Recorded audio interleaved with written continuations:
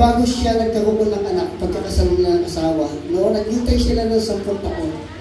Tapos, yung huling nangyari sa buhay niya is nasa mid-40s na po siya. Naging teacher po siya. No? Ito lang. Bago na siya ngayon, nagtuturo siya din sa may pangko. No? Yung gano'n yung pagtatransform sa kanya ng Panginoon. No? Ang ating po kapatid, papakilala ko na po sa inyo, si Brother Lito Bello. Transformation. Kayo tatanong ko ngayon. Kayo pa ba yan ngayon? Kayo pa rin ba yan? Simula nung pinanganak po ba kayo hanggang ngayon? Alam nyo, kayo pa yan. Diba? Kadalasan meron tayong ugaling ganun, no? No? Simula nagkaisip tayo, hanggang ngayong edad natin, ang isip natin, ikaw pa rin yan. Diba? Sister, ang pangalan? Si Sister Gemma. Alam na, hanggang ngayon, siya pa rin si Sister Gemma. Nagbago ba? Hindi pa. Diba? Si Mary Joy, ilang taon ka na? 21. So, from day nang pinanganak siya, hanggang ngayon 21 years old, ang alam niya, siya pa rin yun. Diba? May nagbago ba simula sa'yo? Nung pinanganak ka hanggang ngayon? Meron. Nagbago. Maraming pagbabago. Minsan hindi lang natin napapansin, no? Nagbabago tayo, no? Tumarating na po tayo doon sa pinaka-exciting part ng seminar na to, no? Papunta na tayo doon sa mga exciting part, yung mga mabibigat na parte ng seminar, no? Kanina, narinig natin ang pagmamahal ng Diyos, di ba? Alam natin, narinig natin kay Brother Luis, gaano tayo kamahal ng Diyos. Mister, Brother, mga ka-level ko, mga JLC, diba? Alam na natin yun. Nalaman natin ngayon ito. Kung gaano kakamahal ng Diyos. No? Ano man ang pinagdaanan natin sa buhay, hindi tayo naging mabuting tao, hindi tayo naging mabuting ina, hindi tayo naging mabuting ama, naging mabuting anak. Maaari may mapagkakataon. Pero, sa kabila ng mga ganong bagay, minahal ka ng Diyos. Diba? Minahal tayo ng Diyos. At hindi lang yun. Iniligtas pa na tayo according sa sinabi kanina ni Sister Agnes. No? Ganon kabuti ang Diyos sa atin. No? Pero mo, halimbawa, ako almost papunta na ako sa 50. Marami akong nagawang pagkakamali sa buhay. Amin natin na tayo, meron tayong mga pagkakamali sa buhay bilang ina, bilang anak, bilang ama, bilang kapatid, bilang kapitbahay, bilang kaibigan. Marami tayong nagawang pagkakamali sa buhay. Pero, pinatawad ka ng Diyos. Minahal ka at bibigyan ka niya ng pagkakataon na mailigtas ka niya. Kung maniniwala ka, sabi, no? Kung maniniwala ka, iniligtas ka ng Diyos sa Panginoon sa Kristo. Kung sino man ang maniniwala sa kanila, iniligtas. Pag hindi ka naniniwala, hindi ka kasama dun. Ano yun? Ganun na lang. Kaya maniwala ka muna sa kanya. Pwede ba iniligtas ka niya, hindi ka naniniwala? Walang ganun. Walang ganun, Mars. Tingnan natin, no? Kanina nalaman natin, ang God's love, ang Diyos ang magbibigay sa atin. Diba? Ang salvation, Diyos ang magbibigay. Ngayon, nandito tayo sa exciting part. Yung parte naman natin, ang gagawin natin sa Diyos. Yung responsibilidad natin sa Kanya. Diba? Isipin mo, Dad, ilang taon ka na?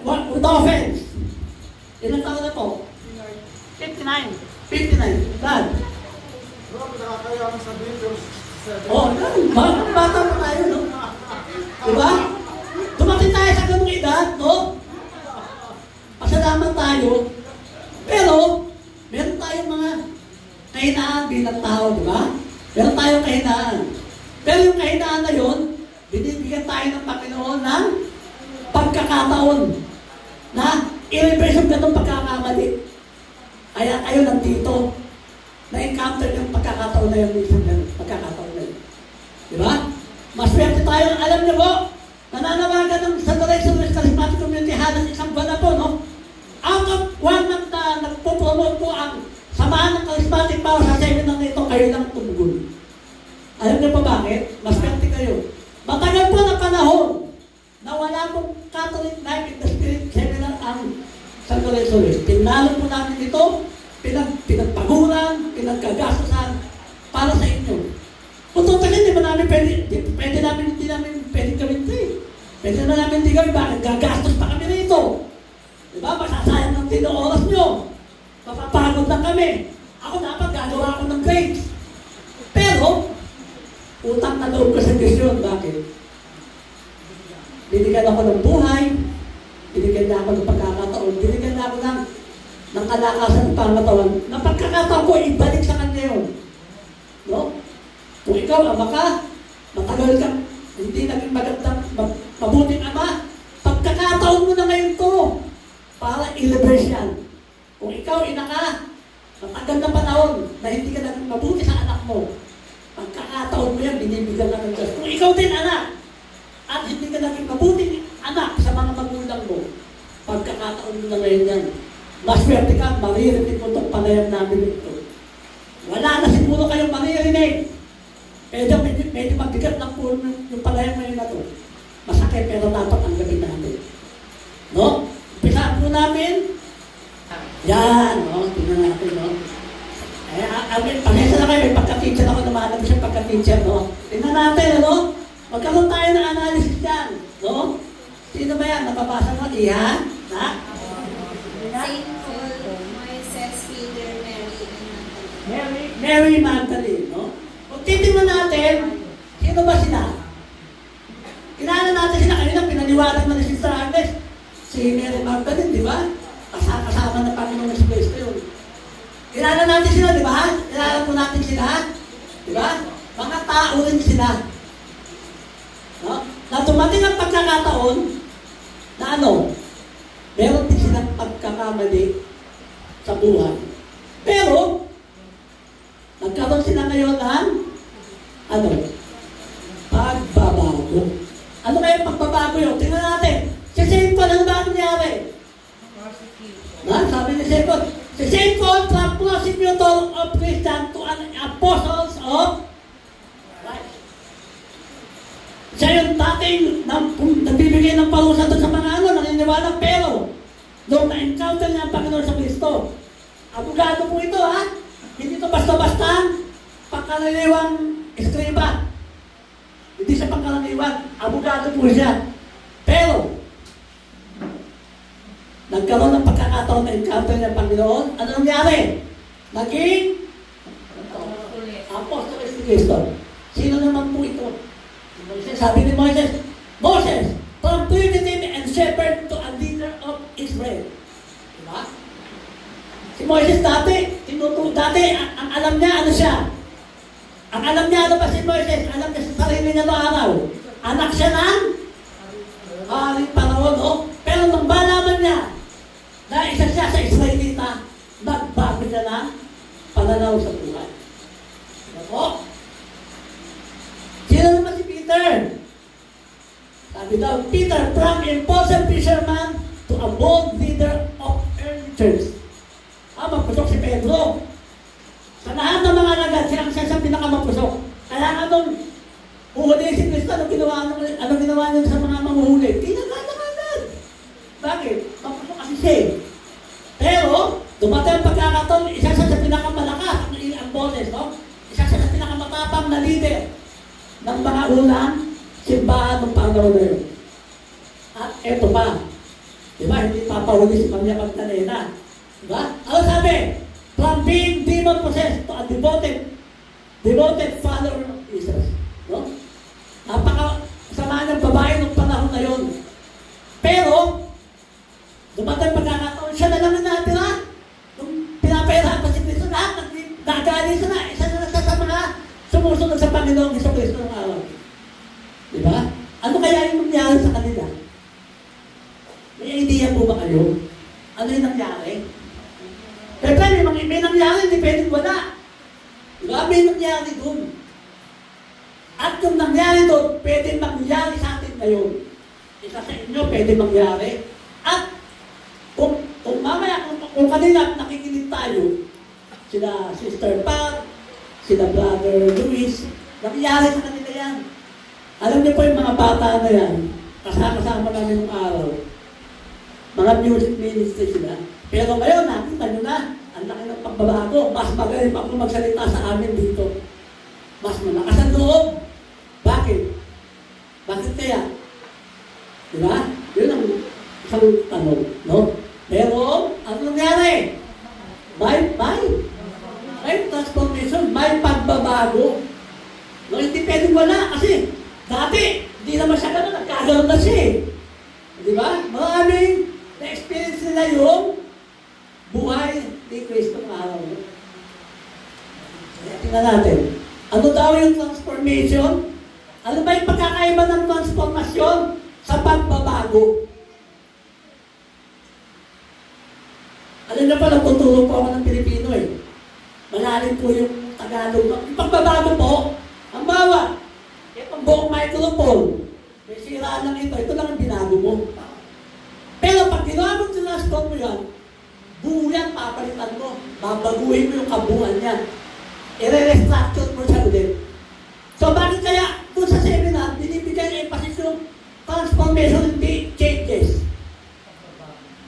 Kasi yung transformation, pinagamit mo yung salitang transformation sa malalim na pagbabago sa kabuuan ng isang bagay o ng isang tao.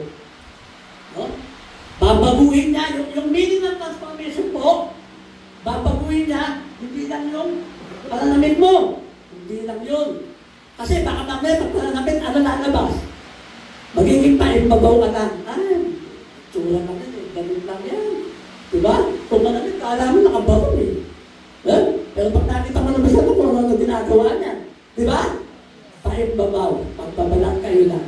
Pero, pag dumating sa iyo yung tinatawag na sinasabi ni Pedro, sinasabi ni Juan, ay ni Pablo, sinasabi ni Maria Magdalena, at yung sinasabi ni Moises, at yung sinasabi ni Luis, at yung sinasabi ni Sister Pat, darating sa iyo yung tinatawag na transformation. Eh, tanong, paano kaya gawin yun? Nabibili ba yun? Saan ba nabibili yun? Kasi kung nabibili yun, madali lang, may pera tayo mabibili. Pero mahirap po yun, hindi basta-basta nabibili kung saan tindahan. Eh kung may online lang yun, in-online natin sa Shopee at saka sa Lazada. Madali lang, di ahatid pa sa bahay mo. Pero, ito pong transformation, kakaiba po ito eh. Isa siyang paglalakbay, isa siyang journey ng buhay ng bawat isa sa atin. Hindi lang ito isang araw mangyayari sa buhay mo. Hindi lang ito 2 araw.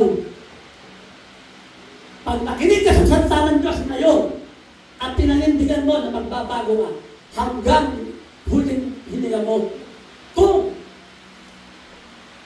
magdedesisyon ka na magbabago. Tingnan natin, ano kaya yun? Sabi ng Roman 12:2, huwag kayong makikiayon sa takbo ng mundong ito. Sabi, hayaan niyong baguhin ng Diyos ang inyong upang maunawaan ninyo ang kanyang kalooban. Sa gayon, magagawa ninyo kung ano ang mabuti, kalugod-lugod at ganap na kalooban. Bakit kaya pala ganun? May mga nagbabago pagdating ng araw, nagbabalik din, nagbabackslide, no? Bakit? Kasi, hindi nila hinahayaan ng Diyos na ang Diyos ang magbago sa buhay nila, no? Hindi nila hinahayaan ng Diyos ang magbago ng kanilang pag-iisip. Kasi kung katawan lang ang magbabago, madali lang yun eh. Magbabalong lang ako eh. Diba? Pag nagbago ka, mag-look, kagahanang-gahanang na ako sa mayor. Diba? Pero, ang isip mo, iba, hindi pa nagbabago. So, maniwanan na po sa atin yung transformation mo, mas malalim po siya, uri ng pagbabago kaysa pagbabago. No? Hindi siya basta-basta lang, kailangan meron kang desisyon at meron kang desire na baguhin ang iyong Diyos ang iyong pag-iisip. Kailangan hayaan mo ang Diyos na baguhin ka. Kasi pag ikaw ang nasunod sa gusto mo magbago, hindi mangyayari yung hindi mo kayang baguhin sa sarili mo. Sabi mo lang yan. Sinungaling ka pagka nagawa mo yun. Hindi totoo yan. Doon ka naniniwala kasi salita ng Diyos mas totoo kaysa sa sinasabi ng tao. Ay, hindi, mabuti na po kamay. Kasi ganito na ako nagbago. Hanggat hindi ka nagdidesisyon at hindi mo pinapahintulot ng Diyos na baguhin ang buhay mo sa pamamagitan ng pag-iisip, walang pagbabago yan. Ilang araw lang, ilang linggo lang. Ang mukha ng tatay kong araw, sabi ko, tay, tumigil ka na ng pag-garilyo. Nagkasakit. Itigil siya. Kung tumigil, siyempre, may nararamdaman nung gumaling, ako ginagamit yung sigarilyo. Inaamoy-amoy lang. Ano yung tayo? Inaamoy-amoy mo lang Diba, no? Naamoy-amoy na lang daw. Bandang muli, nakikita namin ng ninanay ng sigarilyo sa bulsa. Bawas lang. Ano kaya nangyari doon? Kinain niya? Diba? Nasatawa pa yung tatay ko. Bakit? Kasi hindi pa kasi talaga siya nagdidesisyon na baguhin sa pamamagitan ng Diyos sa kanyang pag-iisip. So, kahit mag-isip, baguhin mo, babalik sa dati kasi walang permission ng Diyos para papasukin ng Diyos sa buhay mo para baguhin ka. So, tingnan natin. Sabi doon, ang kailangan natin is change as a part of transformation. Isa lang siya ng paraan ng transformation. Yung pagbabago, isa lang yung part ng pagbabagong yung kabuang pagkatao. No? Maraming kang pagdadaanan para masahan mo, ako nakapag-transform lahat talaga. Bago ko na ang kabuang pagkatao ko dahil sa Panginoong Jesucristo. Kasi, journey po yun. Hindi mo marasabi na, ako, nagbago na talaga ako. Sinungaling ka niyan. Okay, balikan natin. Sabi, unang-unang dapat natin daw gawin, examine natin yung sarili natin sa mga commitment natin. Alam natin, marami tayong commitment, di ba? Bilang ama, may commitment tayo. Labrad, no? Bilang ina, may commitment din tayo sa mga anak, sa asawa, sa kapatid, sa nanay. Bilang anak, may sarili tayong commitment. Bilang mag-aaral, bilang anak, bilang kapatid, may kanya-kanya tayong commitment na dapat natin i-examine. Kung nakikita natin na may pagkukulang doon, pagkakataon na natin ngayon. Binibigyan ka ng pagkakataon. Tingnan mo. Sabi doon, sabi sa Colossus 3:23-24, ano man ang inyong ginagawa, gawin ninyo lang buong puso na parang sa Panginoon kayo naglilingkod. At hindi sa mga tao, sapagkat si Kristong Panginoon ang pinaglilingkuran at aalalahanin yung pagkakalooban kayo ng Panginoon nang gantimpalang inilahat niya sa inyo. Diba? Gandang panahon na. Yeah? Yeah? Pag ikinumit mo yung sarili mo bilang ina, na maging mabuti kang ina, kahit ano pa ginagawa sa'yo ng asawa mo, ng anak mo, pinagtitisin mo siya bilang para ikaw lang maging mabuting ina. At kaya mo yung ginagawa, parang ginagawa mo na sa Panginoon sa Kristo, kasi hindi mo naman kaya paglingkuran ng Diyos. Bakit nakikita ba natin yun? Sabi ng Diyos, ang ginawa mo sa kapatid, ginawa mo sa atin. Siya, yung mga kapwa natin, yun ang pinakamalapit na Diyos sa atin eh. Diba? Kung ikaw, isang ama, binibigyan ka ng pagkakataon na gawin ang responsibilidad ng bilang isang amang mabuting ama, baguhin, kung may nakikita mo, i-examine mo yung buhay mo. Kung may nakikita kang pagkakamali, panahon na para burahin, isulat ang panibagong plano mo sa buhay mo. Ganun din mga kabataan. Ano ba kami mga guro, nakikita namin ngayon? Kung anong pagbabagong, malaking pagbabago sa mga kabataan ngayon, no? Bisa mga kabataan natin ngayon, mga wala nang interest pa talagang mag-aral ng gusto na nauubos ang oras nila saan? So, cellphone, social media, no? Paano na siguro ngayon? Maswerte kayo, ang daming emboli, ang daming nakayotang sa eskwela, pero ito naman sila, nag-aaral ka na, no? O, nag-aaral siya. Swerte mo, naglilipito ngayon pala yan. Pwede ka mag-desisyon. Pagkawon, magiging mabuti na ako mag-aaral, magiging mabuti na ako anak. Kasi sayang yung pinapabaon sa akin ng magulang ko. Yung tatay ko, pero magbubuhat ng halong lang. Pagdating sa eskwela, doon ako nag-aaral, puro make-up ng ginagawa ko minsan. Alam ng magulang, pag pinatatawag po namin ng magulang, nagugulang yung magulang, oh. Akala ko yung anak ko na yan, nag-aaral yan. Yung pala hindi pumapasok.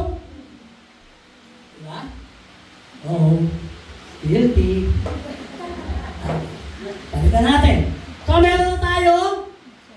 changes, meron tayong commitment. No? Sa amin, yung commitment natin sa bawat isa.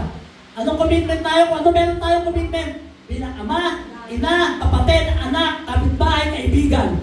I-reassess natin yung sarili natin. Kung anong dapat gawin doon sa commitment na yun. Last na tayo masasabi, Lord, magpukumit ako sa'yo. Pangalawa, ito pinakamabigat, sa mabigat. Napakahirap tanggapin. Diba? Hirap tanggapin na kasi akala natin lagi tayo tama eh. Wala tayong pagpapakumaba. Hindi pwede. Siya may kasalanan sa pagpapaksya sa akin. Siya may kasalanan, kailangan siya yung humingi ng tawad. Ano ako? Balik. Matigas. Mapagmataas. Walang pagpapakumbaba. Ano ba sabi? Kahiyan ang laging dulot ng kapanaluan. Ngunit ang pagpapakumbaba ay nagbunga ng karunungan. Ang pagiging mapagkumbaba daw pala. Isa yan sa sinyalis na meron kang karunungan. Oh, tanggapin na. Kahit ayaw tanggapin na mali siya, tanggapin mo na lang. Bakit? Ang tingin sa'yo ng Diyos, mas marunong ka kaysa doon. Tandaan natin, kamukha ng Friday, di ba? Yung mali akala natin sa tao, akala natin gano'n yung pala, ang Diyos, iba ang akala. Iba kasi ang pagtingin ng Diyos sa tao. Pag ang tao tumingin, isang mali. Pero pag ang Diyos tumingin, tama yan. Kaya dapat, yung pagpapakumbaba, dapat lagi natin, sa puso yun, no? Bakit? Pag hindi na, walang mangyayari sa buhay natin. Pero halimbawa, matagal na kayo magkapit-bahay, puro sama lang na pag ginagawa ninyo dahil nagpapataasan kayo ng ere. Pero meron ako dati kami, kinamatayan lang nila yun eh. Sabi, ay, naku, kahit mamatay ako, hindi ako luluhod dyan. May ganun tayo, no?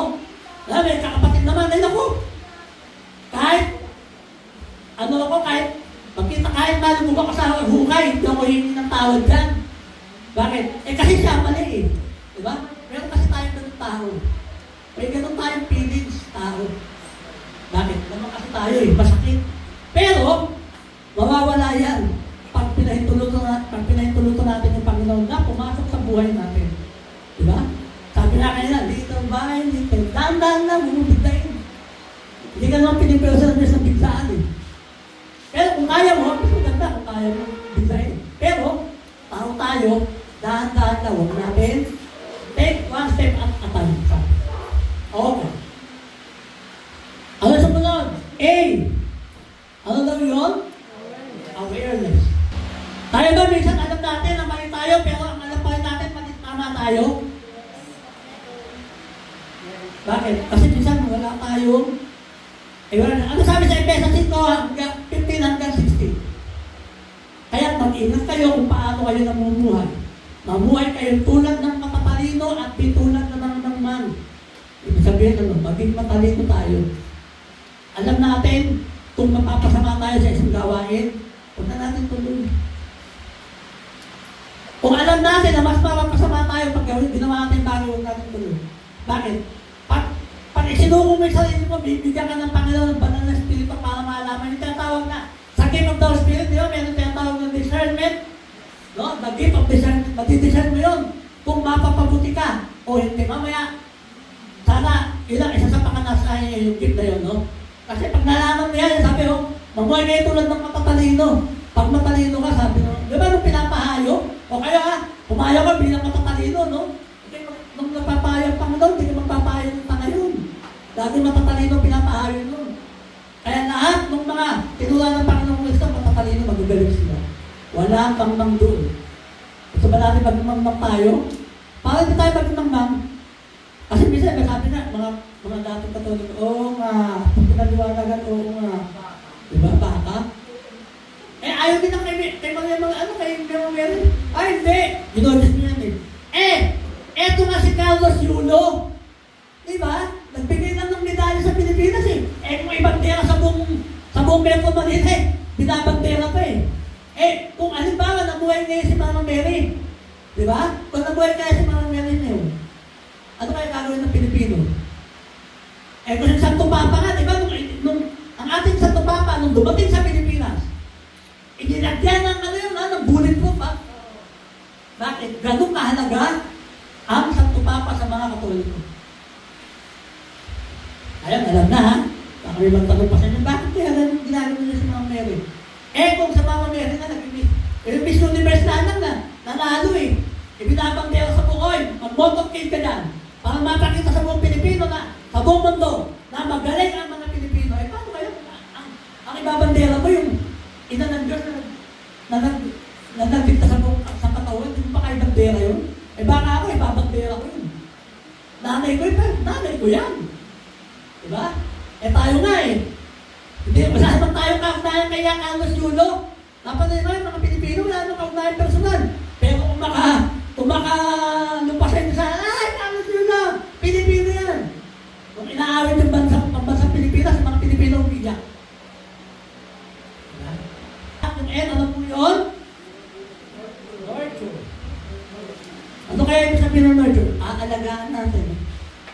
Ano kaya aalagaan natin? Sabi sa Galasa 6, verse 9 to 10, sabi, kaya huwag tayong mapagod sa paggawa ng mabuti, sapagkat pagdating ng takdang panahon, tayo ay aanin kung hindi man tayo susuko, kung hindi tayo susuko.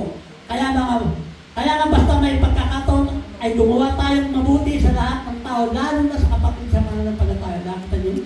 Pagka kayo naging kapatid namin sa pananampalataya, tandaan nyo, yung hindi namin nagagawa sa mga pangalanawang kapatid, nagagawa namin yun. Magagawa yun. Dito may pagkabayas tayo. Pero hindi lang. Sabi ko, no? Lalo. Pag sinabi lalo, hihingita mo yung trato mo sa mga kapatid. Kasi kapatid yun eh. Sabi ko, no? Ano, no? Kaya nga basta may pagkakataon, tulong. Huwag na natin isipin kung masama ba siya o mapapalo. Basta tayo natulungan natin siya. Bahala siya doon kung ano yung intention niya. Ano na tayo? May commitment, may humility, may awareness, may nurture at yung kadalasan na hindi natin nasasabi, yung sabi sa Hebreo 12:28, kaya magpasalamat tayo sa Diyos sapagkat tumanggap tayo ng isang kayamanan hindi nayayanig. Sambahin natin ang Diyos sa paraan kalugod-lugod sa iyo. Pag binigyan tayo ng biyaya, hindi mayayanig yun. Alam mo yung pinakamataas na building? Mayayanig po yung pagdating ng araw. Walang bagay dito sa mundo na hindi mayayanig. Pero nangako ang Diyos. No? Pag tinanggap natin yung kanyang gusto niya mangyari sa buhay natin, bibigyan niya tayo ng biyaya na hindi mayayanig. Diba? Kawang sandigan, di magiging Kawang sandigan, di magdidiba, kalotag na kabundukan, di magdidiba. Hindi kayang dibain ng kahit na sinong tao ang ibinigay ng Diyos sa atin. Meron kasi minsan pagka yung meron kang kakilala, binigyan ka na, no? Pagka nagkasama ka sa oy, ibalik mo sa akin lahat mga binigay ko sa'yo, panangaya ka. Diba, gano'n? May mga ganun tao eh. Ibalik mo lahat sa akin yan, meron kang boyfriend ka. Ay, balik mo sa akin yung mga naligado ko sa'yo. Diba, no? Pero ang Diyos pag nagligado, hindi mayayanig kahit na sino. At yan ang mamaya, sana, maranasan yung mamaya lahat pagdating sa baptismo. Hindi kayang niligin. Dumating man ang problema, dumating ang pagsubok, hindi kayo kayang niligin ang kahit na pagsubok sa buhay. Okay. At nandito tayo sa exciting part. Huli na. Empowerment. Ito yun, sabi ni Josue. Si Josue, pinakuha ng Diyos. Sabi ng Diyos, pinilinan ng Diyos si Josue. Kilala niyo po ba si Josue? Sino kasama niya? Si Moses, saka sino po? Aaron, saka sino po? Meron pa isa? Si Caleb. Si Moses po, pinangakuha ng Diyos, pero hindi siya nakarating doon sa lupa, pangako. Pero si Josue, nakarating po siya. Kaya sabi niya, tandaan mo ang bilin ko, magpakatatag ka at lakasan mo ang iyong loob. Huwag kang matatakot o mawawala ng pag-asa, sapagkat akong si Yahweh na iyong Diyos ay kasama mo saan ka man magpunta. Napakasarap na pangako yan. Diba? Pag narinig mo yan, pag na down ka, malungkot na malungkot sa buhay mo, nabasa mo itong verse na to, lalakas ang loob mo. Kahit saan ka magpunta, Walang ibang pwede. Kasi may kaibigan. May kaibigan tayo minsan sa sarap lang natin kasama, di ba? Pagka may pagsubok tayo, pare, takalaan muna, ano muna tayo dyan, pahipahinga muna, ng pagkakasayaw, isang, uy, pambira ka naman, di mo naman kami inimbita. Pero pag may problema ka, muna tayo, pas muna tayo dyan. Pero ang Panginoon, hindi kayo ano, sabi niya, tandaan mo, ang bilin ko, magpakatatag ka na. Tatagan mo lang yung pananampalataya mo, tandaan mo. Pagdating ng araw, huwag kang matatakot o mawawala ng pag-asa sapagkat ako si Yahweh. Ang Diyos ay kasama mo saan ka mapupunta. Hindi ka naiiwan. Basta, sundin mo lang yung kalooban niya.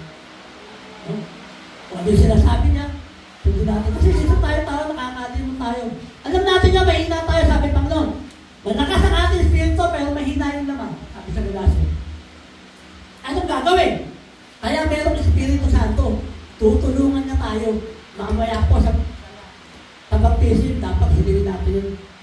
Kasi tayo, meron tayo hangganan bilang tao. Pero pag nalumupan na tayo ng banal na Espiritu, kamukha ng mga alagad ng araw, natatakot sila ng araw, wala ng Espiritu, nakatago sila kasi hindi nila pinatay eh. Pero nung dumating ang Espiritu Santo, tatahapang. No? Kahit patayin na kami, wala kami pakialam dyan, mamatay pa kami. Basta mamamatay kami, naglilingkod sa Diyos. Masarap yun, kasi namamatay kang kung ano pinagagawa mo. Diba? Okay. Ngayon, nakutekno natin yung salitang change, no? I-reassist natin yung sarili natin, no? Commitment. Kung may problema tayo sa commitment sa kapwa natin, panahon na ngayon, binibigyan tayo ng Panginoon. Baka pwede natin baguhin. Hindi ka naman po-present. Kung kaya mong dahan-dahan, di pwede. Humility.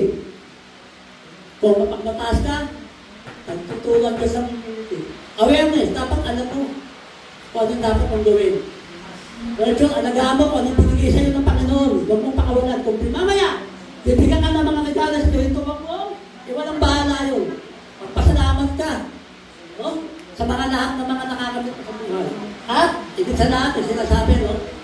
Nakasan mo yung loob mo. Dahil, huwag tayo umasa na, oy, ano na ako, tinyod na ako, maganda na magiging buhay ko. Yan ang minsan na nagkakamali ang mga tao, no? Ang akala nila, ang buhay Kristiyano, puro sarap lang. Pag dumating ang magsubok, hindi kaya back-back, nagpapagulas pa pa ganun. Ay, ba't ka naman? Ay, ako na eh. Kala ko gano'n, yung pala, ganyan pala. Hindi ko kinaya. Kita mo na. Kasi, hindi na kumpleto. Maaari, hindi ka nag-desisyon nung life in the Spirit seminar. Okay? Sabi sa Proverbs, chapter 3, verse 5 to 6. Sabi ko, mas maganda pakinggan ko sa Tagalog. Trust in the Lord with all your heart and lean not on your own understanding. Parang kanta pa nga ito. In all your ways, submit to Him and He will make your path straight. Lahat ng mga plano natin sa buhay, isanggunin natin mula sa Panginoon. Kasi huwag natin lagyan ng sarili natin karunungan niya kasi baka magkamali tayo. No? Sanggunin natin. Bakit? Tumating po sa buhay ko yan. Saksi po yung kaibigan ko. Matagal ko na panahon. Kami pa yung charismatic dito. Matagal na pa nag-isip kami, ano ba magandang gawin? Para hindi tayo mahiwalay, magkahiwa-hiwalay tayo magkakapatid ng araw. Masyado kami solid ng araw. Sige. Magtayo tayo ng negosyo. Tatlo po kami ng balapat. No? Nagtano po kami ng pag-negosyo para yung, hindi na kami maglayo kasi ang mag-tendency, pag nagkanya-kanya kami ng parang sa buhay, ano mangyayari? Para yung kanta ng Resurrection, di ba, no? Yung ano kanta yun? Yung pang gano'n, magkakahiway mo na. So, gusto namin mag-iintimate. Pero, sarili kasi namin plano yun. May plano pala yun sa amin. Di sa inapak ko, hindi siya pag-iguro po ako. Alam po na parang po. Di brother po. Ang gusto ko po, nung una, maging abogado ako eh. Pero, hindi tayo pinalad. Sabi ko, pag-negosyo na lang kami. Negosyo. So, si sinaway palad po kami, nawala po kami ng kaibigan, wala. So, yung mga panahon na yun, tumamlay ang aming pag-negosyo ang kasampin na, nila. So, ako na lang po nagpatuloy. No? Parang mo, may sarili sa buhay ng mga panahon na yun. Ako rin nagsarili sila para no? Kasi nga, ang akala namin, pinapin ni Lord, pinipilit namin yung gano'n, hindi mangyari. Nakapansin niya ba yan? Nakakamdaman niya, bakit itong gusto ko, hindi magtuloy-tuloy. Bakit? Maaari po, hindi talaga rin ang plano ng Diyos. Nagkaroon ng pandemic po, siguro ang mga kagbayan namin yan. Maganda po yung tindahan kong araw, malakas eh. Pero nagkaroon ng pandemic, nagsara po yung tindahan namin. Nagsabay-sabay po yun. Namatayan po ako ng ama, nabawal po kami sa utang lahat. Alas lahat ng karyari namin, nabenta namin, hindi na meron kung gagawin namin. Kaya yung pinakwento ni Brother Luis kanina, na yung nakita niya yung, yung mga manya sa buhay, nalalagutan na ganyan ako po, ama ko gano'n po. Hindi ko pa siya iniwan. Simula nung pumasok po kami sa ospital, hindi ko yung iniwan. Hanggang mawalan siya ng iniwan. Kaya kanina, sabi ko, nabatok sa inyo lang na po. Siguro hanggang mamaya, mamamagaan ng mata ko, kakaiya. Diba? Hindi lang yun. Pagkatapos na, nalibin ng tatay ko, nanay ko naman, kasakit po. Sabi ko kay Brother Luis, sabi niya, si Brother Luis po, chronic kidney disease, stage, okay. Yung nanay ko po, chronic kidney disease, stage 5. Ang gamot po, sa loob ng isang linggo, kulang 4,000. Di ko alam kung saan namin ko ulin, yung mga panahon yun. Hanggang ngayon din naman. Kasi masyado kong mabigat eh, kahit may senior citizen. So, sa madaling sabi, dumaan po yung mga pagsubok sa buhay. No? At one of this day, pinutalo ko ni Brother Bombad. Ba't di mo kaya gusto mag-aaral ka dyan? Mag-aaral daw ako dyan, no? Magtulong tayo, mag-aaral. Sige. Siyempre, magkaibigan, pinagbigyan, mag-aaral ako. Sa kagandahan Lord po, naipasa ko naman po, nakagraduate naman po ako. Pagkatapos noon, nilakas ang kulog ko. Kasi nahihiya po ako eh. Mataas, 40 plus na ako nung nag-exam po ako. Sabi ko, hindi ako papasa. Pero, thanks God, no? Ang ginawa ko reviewer, tinusa ko, pabisa ko rin daw yung mga verse ng Bible. Alam niyo po, kahit pa paano din sa pagmamalaki, na-translate ko yun sa pag-aaral. One time lang po, pumasa po tayo ng board exam. Pero hindi, nakapasa po ako. Awa ng Diyos. Sabi ko, ito lang siguro ang Lord, no? Na, kasi, gustuin na natin yung ganun pagmamahalo natin. Ayaw ng Diyos, kahit anong gawin natin. Hayaan natin yung Diyos yung gumalaw sa buhay natin. Makikita mo. Awa po ng Diyos nung nakapasabi niyo po akong pagsubok po. Pagkapasa, nagka-pandemic, hindi po, lahat po ng application pa sa lahat ng division office, nawala po. Nabaliwala lahat ng application po. Ang time na nag-design na ako, talaga siguro, talagang wala na to. Punta ka po ako ng Cebu. Dahil yung bayo ko, may-ari po siya ng construction company. Tungunin niya po ako. Kasi bago yun, yung pandemic, doon kami sa may construction firm po siya.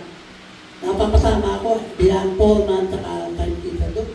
Walang isa. Bigla na may tumawag sa akin, pinatatawag daw ako ng division ng Kaloocan. Pero, hindi pa yung natatapos doon. Sinubukan ako sabi, sige, LSB ka lang. Alam mo po, alam ni sister yan, no? Kung gano'ng mahirap daanan yung LSB mo. Bulang isang taon po, hindi kami sumasahod. Nagkabaon-baon din kami sa upa. Ako lalo na. Bakit po? Kasi may pamilya po akong pinubuhan. Kaya anak akong dalawa, may magulang akong binibila ng gamot. Pero, lagi ko naaalala yung pangako ng Diyos lagi. Sabi ko, trust in the Lord. With all your heart. Tinuwala ko yung buhay ka na. Walang bahala ka na. Kung yun ang gusto mo, tatanggapin ko yun. Mahirap para sa akin, pero yung gusto mo, titingin sa natin. Tinaanan natin yung pagkakataon yun. And yet, Pinatiisan ko po yun lahat sa taon. Wala akong sinasahod. No? Alam niyo, sister yun, ang hirap daanan. Pero pinatiisan ko, awa ng Diyos. Dumating po yung item ko. Natuwa lahat. Natuwa lahat yung mga kakilala ko yung mga kasabay kong LSP. Pakahirap ko tinaanan namin. No? Akala lang nung baka kami tayo. May mga utang pa nga akong bisan. Akala nila may akong pera. Diba? Diba, no? Ayaw, no? Ayaw, no? Ticket na yan. Maraming pera yan. Hindi totoo po yun. Diba? Pero, nandiyan pa rin tinitiwala ko Diyos. May mga pagsubok sa araw-araw. Pero, alam natin, may Diyos na gumagabay sa buhay natin. Hindi tayo malinis na. No? Ititiwala lang natin yung buhay natin sa Kanya. At paituluto natin yung Diyos pumasok sa buhay natin para makumpleto itong buong transformation ng buhay natin. Kasi walang ibang makakagawa na kundi kayo lang. Sabi ng Panginoon sa Roma, walang makakapag-iwalay sa pag-ibig ng Diyos. Sino? Nagtanong ba, diba sino makapag-iwalay sa atin sa pag-ibig ni Kristo? Nagtatanong sino? Hindi ano tinanong. Sabi nun, kamatayan ba? Hirap ba? Pag-ibig, pag-uusap hindi. Wala doon kahit isa doon makakapag-iwalay. Sino? Ikaw din ang makakapag-iwalay doon. Sarili mo lang. Kung magdidesisyon ka ngayon, kung iiwalay mo yun sa pag-ibig ng yung sarili mo sa pag-ibig ng Diyos, ay iwalay ka. Pero kung didesisyonan mo ngayon, Panginoon, ngayong araw na ito, didesisyonan ko. Susunod ako sa iyo, babaguhin ko yung buhay ko. Kung ano may pagkakamali ko, pipilitin ko sa abot ng aking makakaya. Hindi mo natin kaya natin. Hanggang kaya po meron community po ang charismatic, nandito po kami. Tanda natin, minsan may mga mabigat naman, may hindi tayo masabing problema. Pero sa mga kaibigan nasasabi, hindi ko masabing problema ko sa asawa ko, sa kaibigan ko po nasasabi ko. Hindi ko masabing problema ko sa nanay ko, sa kapatid ko nasasabi ko. Bakit? Kasi nandiyan yung community, nagtutulungan po tayo, nagtutulungan po kami. Maganda po yung may community. Kasi nakakapaghinga ka lang. Problema mo, ngayon kung magkaan ka naman, pwede ka naman makatulong, di ba sabi ito kanina? O, tutulong kayo lalo sa mga kapananampalataya. No? Kaya inaanya tayo ng pagkat ng Diyos yung hindi pa ulit lahat. 60 years old, 70, 50. Hindi pa ulit, hindi po, matanda na. Matigas na ako ito kung hindi na ako kaya pag hindi totoo yun, ba? Hindi po yung totoo system. No? Kaya ang baguhin ng Diyos, basta magdidesisyon kang baguhin yan. Ikaw at ang Diyos naman nakakaalam. No? Pwede mong desisyonan ngayon yan. Bakit? Sino ba makikinabang? Kami ba? Diyos ba makikinabang? Ikaw din. Makikita mo sa pamilya niya, pag nagumaya sa pamilya niya, magiging masaya kayong pamilya. Pag pinaglingkuran mo yung pamilya mo bilang ama, naging mabuti kang ama, naging mabuti kang ina, naging mabuti kang anak. Makikita mo sa pamilya niyo, kayo, sasaya kayo, magiging mabuti kayo, magiging masaya kayong pamilya. Sino na kinabang? Kami ba? Kayo rin. At pagdating ng araw, may consolation prize ka pa dun sa langit. Bakit? Nandala mo, nang maganda yung pamilya mo, nakapaglikod yung buong pamilya mo. Kaya sabi ni Panginoon, di ba? We will serve the Lord, even the trials come. No one can separate us from the love of God. We are more than conquerors. No one can defeat us. We are the chosen generation. We are the sons of God. We will serve the Lord. We will serve the Lord. As for me and my house, we will serve the Lord. No?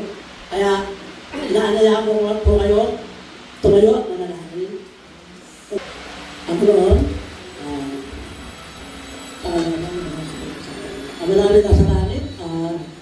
Maraming salamat po, Panginoon, sa pagkakataon ito ng linggo ng iyong masalita ko. Panginoon, nadakilangan namin kayo sa salamat sa pagkakataon ito.